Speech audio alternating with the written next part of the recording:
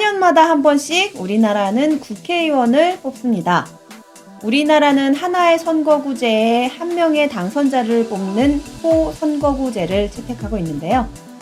투표 방식이 간단하다는 장점이 있지만 1등을 제외한 나머지 표는 모두 사표가 되는 단점도 가지고 있습니다.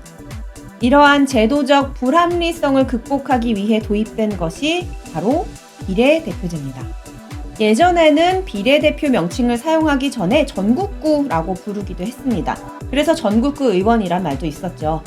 그럼 비례대표제로 어떻게 사표를 방지할 수 있을까요? 투표장에 들어가면 유권자는 2장의 투표용지를 받게 됩니다.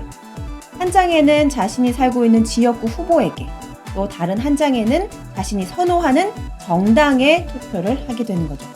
지역구에서는 각 선거구에서 가장 많은 표를 얻은 후보가 당선이 되고, 비례대표는 47석 중 각 정당이 얻은 득표율, 정당 투표 비율에 따라 비례의석을 나누게 됩니다.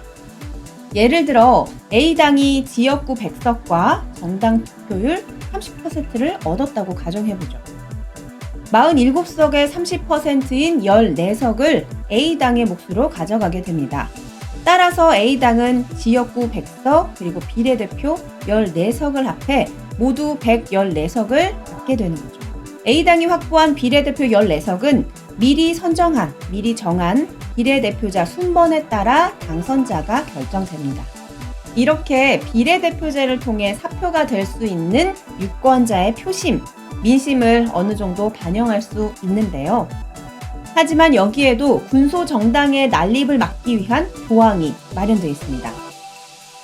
비례의석을 확보하기 위해서는 지역구 후보자 중 5명 이상이 당선되어야 하고요. 또 정당 투표 지지율은 3% 이상 획득해야 합니다.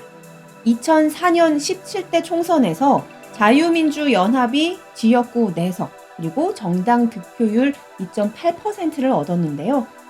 당시 비례대표 1번이었던 김종필 총재가 이 조항 때문에 낙선한 것이 대표적인 사례입니다. 지금까지 사표를 방지하기 위해 그리고 민심을 더 잘 반영하기 위해 마련된 비례대표제에 대해서 알아봤습니다. 이 비례대표제가 성공하기 위한 필수 조건이 있습니다. 바로 정당 민주주의가 바탕이 되어야 한다는 겁니다. 유권자가 선출하고 싶은, 국민이 뽑고 싶은 후보를 당 내에서도 민주적으로 선출하는 과정이 매우 중요합니다. 자리 나눠먹기가 아닌 시민과 함께하는, 국민과 함께하는 선거제도를 응원합니다.